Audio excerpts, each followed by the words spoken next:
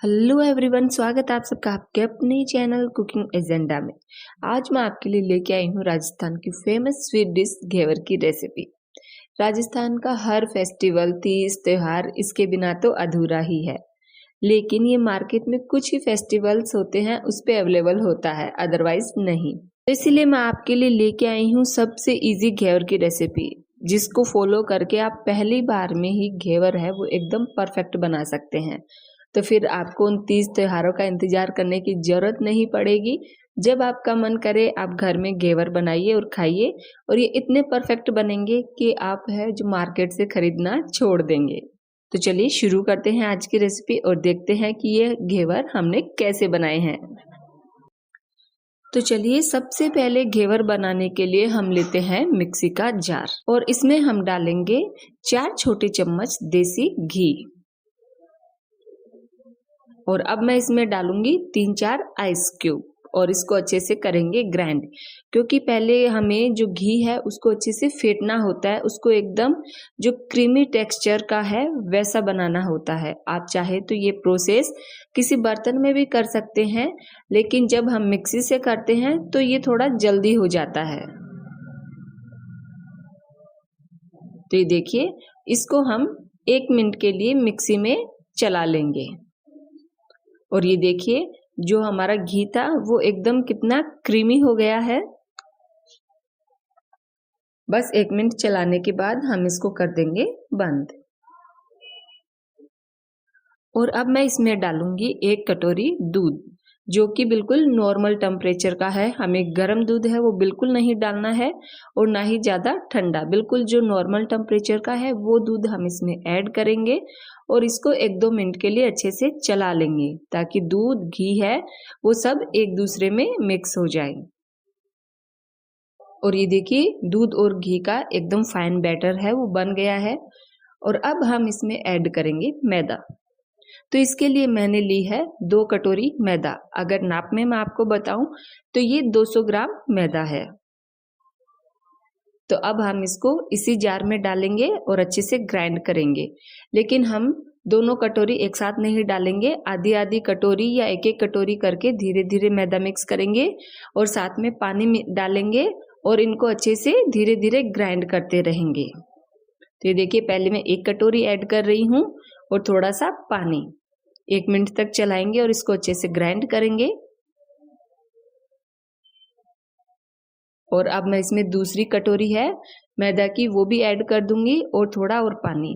इसका हमें बिल्कुल पतला बैटर है वो तैयार करना है, गाढ़ा हम बिल्कुल नहीं रखेंगे। तो ये देखिए, इस तरह से धीरे धीरे इसमें पानी डालते हुए हम इसका जो पूरा बैटर है उसको बना लेंगे। और साथ में ही मैं इसमें ऐड करूंगी 1 छोटा चम्मच एकदम ऊपर तक का भरा हुआ बेसन।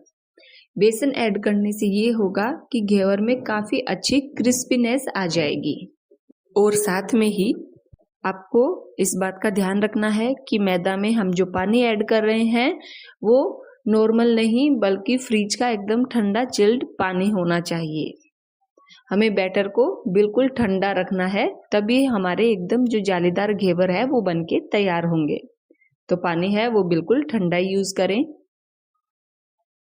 और ये देखिए, इस तरह से हम इसको कम से कम 4-5 मिनट के लिए अच्छे से मिक्स करेंगे, ताकि इसमें ना कोई लम्स रहे और ये अच्छे से मिक्स हो जाए। और ये देखिए, हमारा जो बैटर है वो बिल्कुल रेडी है। तो अब हम इसमें ऐड करेंगे एक खास चीज, जिसकी वजह से ही जो घेवर है उसमें जाली बनती है, और वो है नींबू का रस।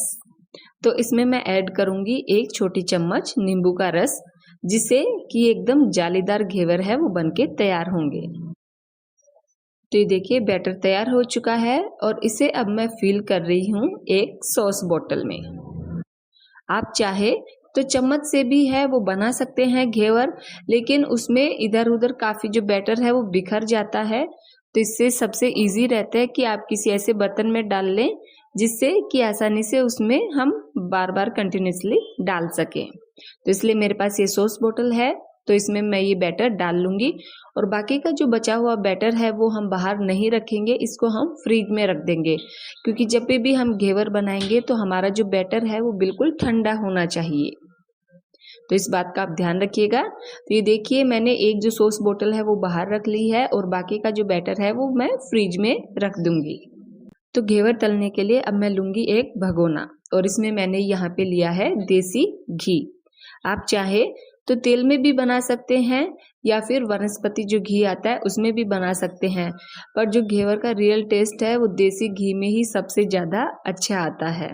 लेकिन आप जब तेल यूज़ करें तो आप सिर्फ रिफाइंड तेल यूज़ कीजिएगा और कोई भी सरसों या तिल का तेल है या मूंगफली का तेल है वो यूज़ ना कीजिएगा, वरना जो घेवर में है वो अलग सा ही टेस्ट हो जाएगा और आपके घेवर है वो बिल्कुल अच्छे नहीं बनेंगे। तो चलिए पहले हम कर लेते हैं घी को बिल्कुल गरम। आपको इन चीज़ों का ध्यान रखना है कि आपका जो बैटर है वो बिल्कुल ठंडा होना चाहिए और तलते टाइम जो घी है या तेल है वो एकदम गरम होना चाहिए। गैस की फ्लेम है उसको हम बिल्कुल हाई पे रखेंगे, क्योंकि जब भी हम बैटर डालें तो वो बिल्कुल डालने के साथ ही ऊपर उठ के आ जाना चाहिए बिल्कुल, और वो तभी होगा कि जब हमारा तेल है वो एकदम गरम रहेगा। लेकिन आपको इस बात का ध्यान रखना है कि बैटर डालते टाइम हमें बिल्कुल नीचे से नहीं डालना है, ऐसे पास से शुरू करना है और हाथ को उठाते हुए ऐसे ऊपर करते हुए बैटर डालना है, जिससे कि जो बैटर है वो हाथ के हाथ उठ के ऊपर आ जाता है। तो ये देखिए धीरे धीरे हम एक साथ है 1 चम्मच बैटर पूरा नहीं डालेंगे, बिल्कुल थोड़ा थोड़ा 1-1 टीस्पून के करीब जो बैटर है वो हम डालेंगे। जैसे ही हम डालेंगे इस पे पूरे पे झाग आ जाएंगे और जैसे ही ये झाग दोबारा है वो शांत होते हैं हम दोबारा बैटर डालेंगे, फिर झाग है वो दोबारा कम हो जाएंगे, फिर दोबारा बैटर डालेंगे। तो ऐसे धीरे धीरे करके हमें जो बैटर है वो डालना है, एक साथ में नहीं। तो ये देखिए बैटर है वो हम इसके बिल्कुल बीच में है वो डालते जाएंगे। बैटर है वो अपने आप ही साइड में वैसे तो चला जाता है, और अगर ना जाए तो आप धीरे धीरे किसी भी चम्मच से बीच में होल बना लीजिए और उसको ऐसे बैटर को थोड़ा सा साइड में कर दें। और ये देखिए इस तरह से धीरे धीरे डालते हुए हम घेवर बना लेंगे। और ये देखिए हमारा जो घेवर है वो बन चुका है। ये देखिए इसके जो किनारे हैं वो बर्तन से अलग हो चुके हैं, इसका मतलब ये है कि बिल्कुल तैयार हो चुका है, नीचे से इसकी अच्छे से सिकाई हो चुकी है। तो अब हम इसको इस तरह से नाइफ से या किसी भी चम्मच से आप इसको इसके जो किनारे हैं उनको अलग कर लें और देखिए घेवर को इस तरह से हम 1 मिनट के लिए ऐसे नीचे है वो घी में जाने देंगे, ताकि इसके ऊपर से भी और अच्छे से सिकाई हो जाए और ये ब्राउन कलर का हो जाए। और ये देखिए इस पे अच्छा सा ब्राउन कलर आ चुका है, हमारा घेवर है वो बनके तैयार हो चुका है। और अब हम इसको बाहर निकाल लेंगे। तो ये देखिए किसी भी चीज से है, चम्मच से है, हम इसके बीच में होल में इस तरह से डालेंगे और इसको बिल्कुल आसानी से, ये एकदम सॉफ्ट होता है तो बिल्कुल इसको धीरे धीरे करते हुए हम निकालेंगे, वरना ये बीच में ही टूट सकता है। और ये देखिए हमारा कितना अच्छा एकदम घेवर बनके तैयार हुआ है, बिल्कुल हलवाई जैसी एकदम अच्छी सी इसमें जाली आई है, वही कलर और खुशबू तो उससे भी ज्यादा बढ़िया आ रही है, क्योंकि हमने इसको बिल्कुल देसी घी में बनाया है। तो ये देखिए इसी तरह से ही हम एक एक करके है वो सारे घेवर बना लेते हैं पहले। और ये देखिए ये हमारा दूसरा घेवर है वो भी बनके तैयार हो चुका है। तो चलिए इसे भी बाहर निकाल लेते हैं। और ये देखिए सभी घेवर है वो कितने अच्छे बने हैं हमारे। तो 2 कटोरी जो हमने मैदा ली थी उससे हमारे 4 घेवर बनके तैयार हुए हैं, क्योंकि ये थोड़ी बड़ी साइज के हैं इसलिए 4 बने हैं। आप छोटे बना रहे हैं तो आपके और भी ज्यादा बन सकते हैं। तो ये देखिए घेवर बनके तैयार हो चुके हैं और अब हम बनाते हैं इसके लिए चाशनी। घेवर पे चाशनी चढ़ाने के लिए हमें जो 1 तार की चाशनी है वो तैयार करनी होती है। और 1 तार की चाशनी को कैसे चेक करते हैं वो तो हम सबको पता ही है कि फिंगर पे इस तरह से टिप टिप करके देख लेते हैं कि हमारा अगर चाशनी का 1 तार बन रहा है तो वो बिल्कुल परफेक्ट है। आपको ना तो इससे ज़्यादा तार की चाशनी बनानी है और ना ही एक तार से कम की। एकदम परफेक्ट जो इसका रेशियो है वो है एक तार की चाशनी का ही। तो ये देखिए चाशनी भी हमारी बन चुकी है। तो अब हम इस पे पहले चाशनी चढ़ा लेते हैं। तो ये देखिए मैंने जो घेवर है वो इस तरह से प्लेट में रख दिए हैं, एक के ऊपर एक, और हम एक एक करके चम्मच से इस तरह से इस पे चाशनी डालेंगे और घेवर पे चाशनी है वो एक से दूसरे में जाती रहेगी। और ये देखिए जो एक्स्ट्रा चाशनी है वो इस तरह से हम किसी बर्तन में है वो निकाल देंगे। और ये देखिए आप चाहे तो आप इन्हें ऐसे भी खा सकते हैं, लेकिन आज हम बनाने वाले हैं इनको रबड़ी घेवर। तो चलिए घेवर है वो हमारे बिल्कुल बन के तैयार हो चुके हैं और अब हम तैयारी करते हैं रबड़ी की। तो ये देखिए यहाँ पे रबड़ी बनाने के लिए मैंने लिया है 1 लीटर दूध। ज़्यादातर जो हलवाई होते हैं वो घेवर पे मावा है वो लगाते हैं और कई जगह पे रबड़ी यूज़ करते हैं, पर मावे से ज़्यादा अच्छा टेस्ट है वो इस रबड़ी घेवर का आता है। तो चलिए इसके लिए हम रबड़ी तैयार करते हैं। तो पहले हम दूध को अच्छे से बॉईल होने देंगे। इसको बीच बीच में चलाते रहेंगे क्योंकि ये फुल फैट क्रीम दूध है तो ये नीचे थोड़ा चिपक जाता है, तो हम बीच बीच में इसको चलाते रहेंगे और अच्छे से उबाल आने देंगे। और ये देखिए अच्छे से ये उबाल आ चुका है और अब हम इसको हाई फ्लेम पे ही 1 मिनट तक उबलने देंगे। और अब हम गैस को कर देंगे बिल्कुल डिम, ताकि इसके ऊपर एक अच्छी सी मलाई आ जाए। और ये देखिए 1 मिनट में ही कितनी अच्छी है जो दूध के ऊपर मलाई आ चुकी है, एकदम थिक सी मलाई आ गई है। ज़्यादातर लोग हैं वो रबड़ी बनाते समय जो दूध की मलाई होती है उसको किनारे से चिपका देते हैं, लेकिन जब बाद में उसे हम उतारते हैं तो बहुत उसको ज़्यादा रगड़ना पड़ता है। तो इसलिए मैं आपके लिए लेके आई हूँ बिल्कुल एकदम सिंपल सी ट्रिक कि हम जो मलाई है उसको साइड में नहीं चिपकाएंगे बल्कि हम उसको बाहर निकाल लेंगे, ताकि जो फिर बाद में है उसको चिपकी हुई मलाई को उतारने की जो झंझट है उससे हमें आसानी हो जाए। तो ये देखिए इसी तरह से हम जो है दूध को अच्छे से बॉईल करेंगे दोबारा से, और फिर से जो गैस को है वो बिल्कुल डिम कर देंगे ताकि इस पे दोबारा मलाई आ जाए। और साथ में ही मैं इसमें ऐड कर दूंगी थोड़ी सी केसर, जिससे हमारी रबड़ी में बहुत अच्छा येलो कलर आ जाएगा और साथ में इसका टेस्ट है वो भी और बढ़ जाएगा।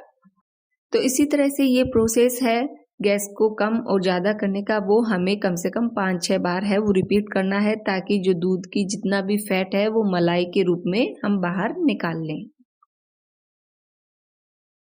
और ये देखिए 5-6 बार करके है हमने जो सारी मलाई है वो निकाल ली है और दूध है वो भी हमारा अच्छे से गाढ़ा हो गया है।